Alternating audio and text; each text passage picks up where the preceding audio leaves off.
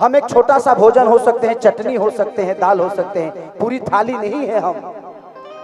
तो हमारी क्षमता जितनी है उस क्षमता के साथ हम अपना काम कर रहे हैं।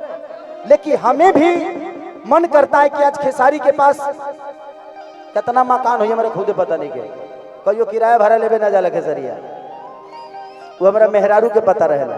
लेकिन अगर बिहार में फिल्म सिटी होती और खेसारी लाल यादव बिहार में होता तो करोड़ों करोड़ों रुपया मैं टैक्स देता हूँ महाराष्ट्र सरकार को, खेसारी लाल यादव अपने बिहार को टैक्स देता तो उस करोड़ों रुपया से कम विकास तो होता।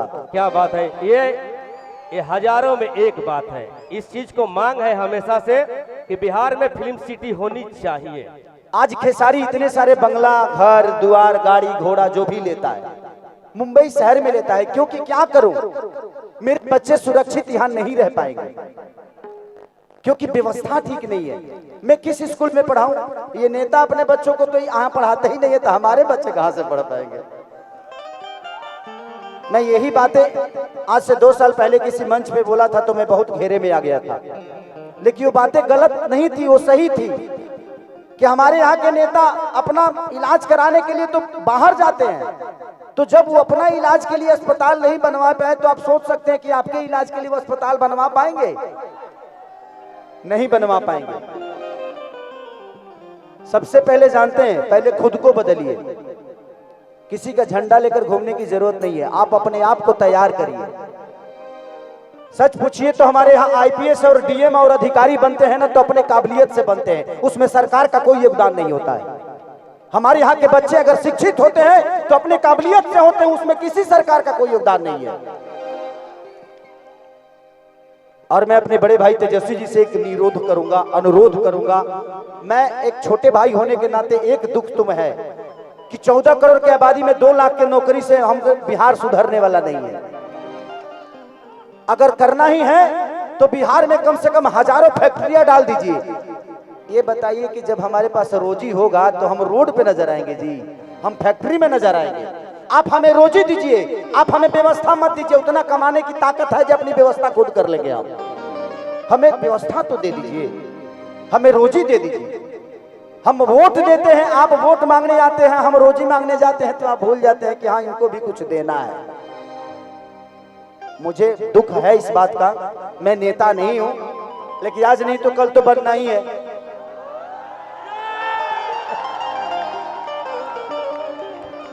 आज नहीं बन रहा हूं क्योंकि मुझे पता है कि व्यवस्था एक खेसारी के बदलने से व्यवस्था नहीं सुधरेगी। आप सबको बदलना पड़ेगा। बदलाव ऐसी चीज होती है कि हर उस नेता को डर रहता है कि इस बार अगर विकास नहीं करेंगे तो अगले बार ये लोग वोट नहीं देगा। इसलिए हर 5 साल पे बदल दीजिए। जहां जहां बदलाव हुआ है वहां वहां विकास हुआ है। उनके अंदर अपना डर पैदा करिए कि तुम नहीं करेगा मेरे लिए, हम तुम्हारे लिए वोट नहीं देंगे, चाहे वो आपके अपने जात का ही नेता क्यों ना हो, क्योंकि जात पेट नहीं भरता है। आप कमाते हो तब आपके बच्चों का पेट भरता है। इसलिए मैं कह रहा हूं कि देखिए, हम अगर समाज में हैं तो हमें जात से उठ के जो हमारे लिए अच्छा है, आज तेजस्वी जी 17 महीने में जो काम किए तो हमारे लिए वो अच्छा है ना।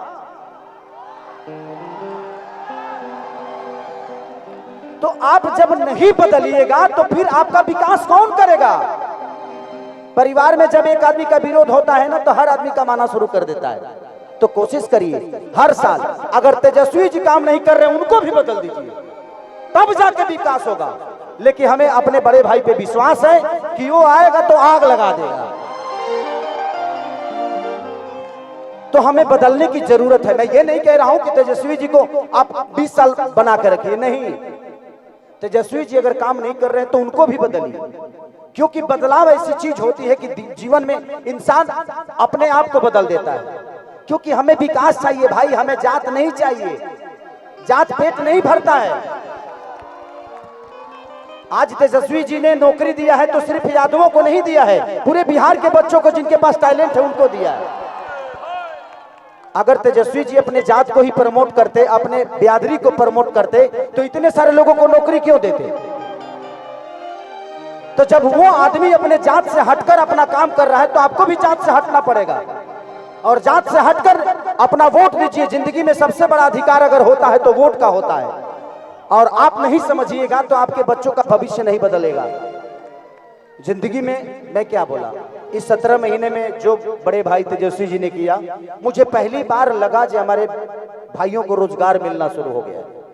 इससे मैं बहुत खुश हूं इस बात से, लेकिन मैं 2 लाख से खुश नहीं हूं। 14 करोड़ की आबादी है हमारे बिहार की, तो मान के चले कि अब 50 लाख भी दे दीजिएगा तब भी उधार नहीं होने वाला है। इससे बेहतर है जो पढ़े हैं वो तो नौकरी ले लेंगे, लेकिन जो नहीं पढ़े हैं उनके लिए तो कम से कम फैक्ट्रियां लगवाइए, ताकि वो भी अपने घर के और बच्चों को पाल सके, अपने बच्चों को भविष्य सोच सके। तो दिल से दुआ है उस भाई के लिए कि उस भाई ने कम से कम 2 लाख लोगों को एक रोजगार तो दे दिया। रोजगार तो मिल गई, लेकिन तनख्वाह मिली कि नहीं कर गारंटी नहीं है। ऐसे जो केहू और के हाथ में बा, पता चलो जे आज दादा नौकरिए करत तनी 6 महीना से पेंशन नहीं मिल, तो बहुत दिक्कत बा।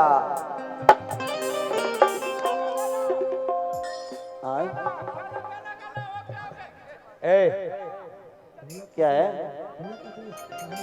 नहीं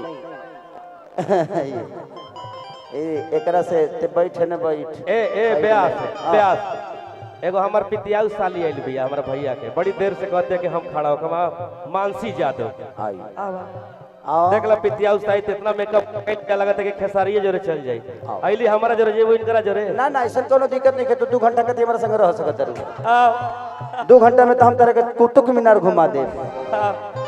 पितियाऊ साली है भैया मानसी जादव। क्या नाम है? अरे तू देखा हमार गोड़ छू के कुछ छू सकत है, छोड़ के नहीं गोड़ छोड़ दो, पैर छूना है आपका, हमारा पैर छोड़ के कुछ भी छू लो। पैर हम नहीं पैर पगली पैर हो, हम महिलाओं से पैर नहीं छुआते, हम गले लगते हैं। आ जाओ।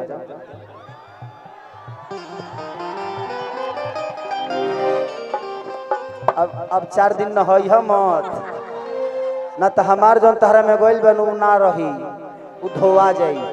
देखिए होली का महीना गड़बड़ ना भैया साली है कि हम तो झोपड़ी मुदल रहनी पियरी माटी से, कि हम तो ढोढ़ी मुदल रहनी पियरी माटी से, तेरा मुआ न खोद काटी से।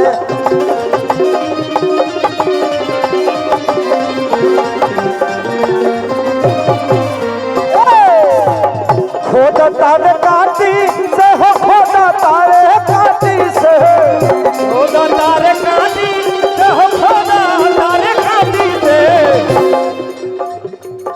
वो सिंगर हैं, उनको मौका मिलेगा, उनका एक अलग दायरा है, इन महिलाओं का एक अलग दायरा है, सबकी एक जगह है, उसको उस जगह पे रहने दिया जाए।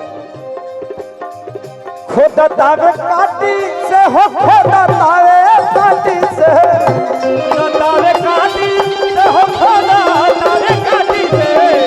तो हम हजान बानी काहे हो काहे हम हरान बानी अखिलेशिया बाटी से, देवर मन खोद काटी से। हरान बानी अखिलेशिया बाटी से, देवर मन खोद काटी से। हम तो ढोढ़ी मुदल रहनी पियरी माटी से, देवर मन खोद काटी से। ढोढ़ी मुदल रहनी पियरी माटी से, देवर मन खोद काटी से।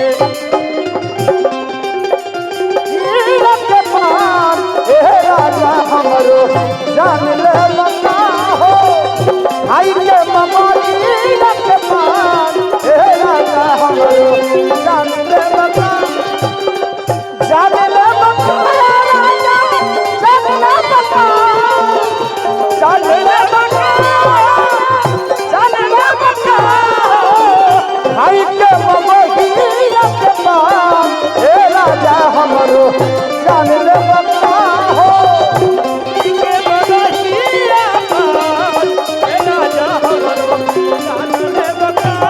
हम तो ढोढ़ी मुदल रहनी पियरी माटी से,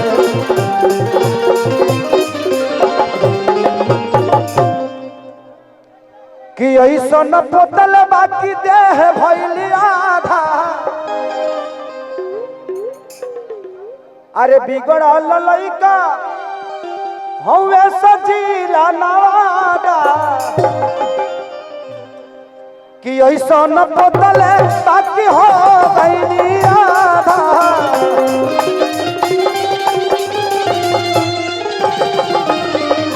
कतनाल कोई बनन होता आई हो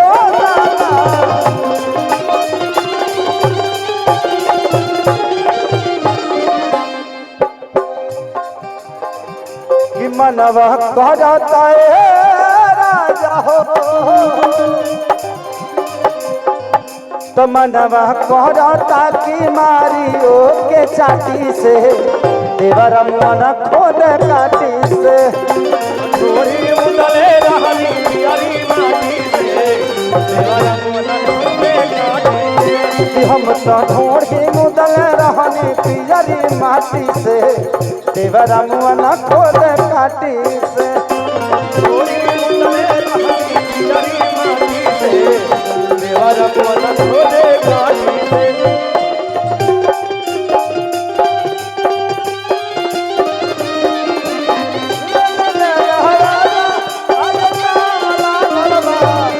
अब पीछे से लहलाया राजा जी आगे भला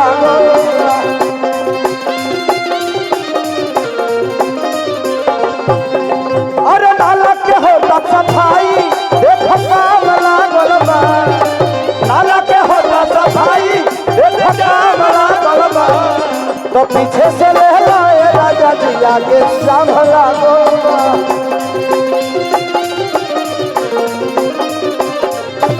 हम तो ढोढ़ी मुदल रहनी पियरी माटी से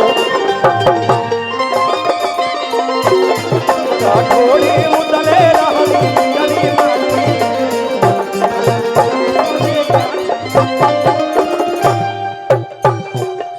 औरतिया कहतिया कितना खिसा कही पंकज पवन के केतना लखीसा कही पंकज पवन के अखिलेश बेदर्दी ए बाबा अखिलेश बेदर्दी ई तो रंगल बाड़े धान के अखिलेश बेदर्दी अखिलेश बेदर्दी ई तो रंगल तहरा धान के अखिलेश बेदर्दी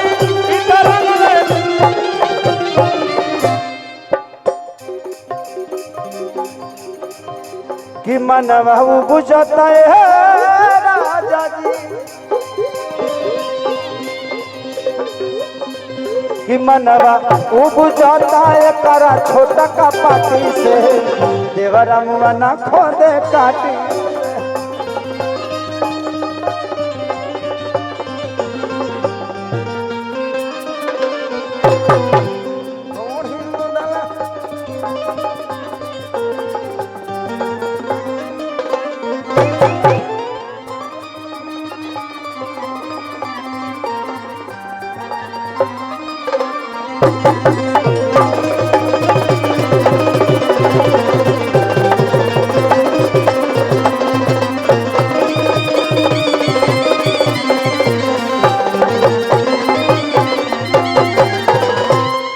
वाह वाह चलिए एक और गाना गाए भाई को रिकॉर्डिंग डांस करा